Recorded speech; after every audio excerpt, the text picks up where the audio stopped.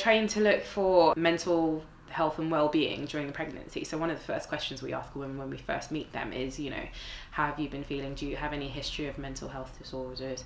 And in that we include sort of self-harm, eating disorders. So it's sort of lumped into this one category. And coming from an NHS background, you tend to find that there's not very much time, so you tend to sort of gloss over it quite quickly. The more we do the early appointments, the more likely you are going to be to pick it up. It's something that definitely more midwives should be aware of, so that they can tailor their care and practice accordingly. Because even I can say, hand on heart, I didn't know it was such a large number of women who are suffering from pregorexia. One of our focuses with maternal mental health is that people do talk about their issues and that they take action to kind of help themselves, because we know that with mental health issues, if they're left to linger, they can get much worse. So we would be hoping to support the mums to find that support.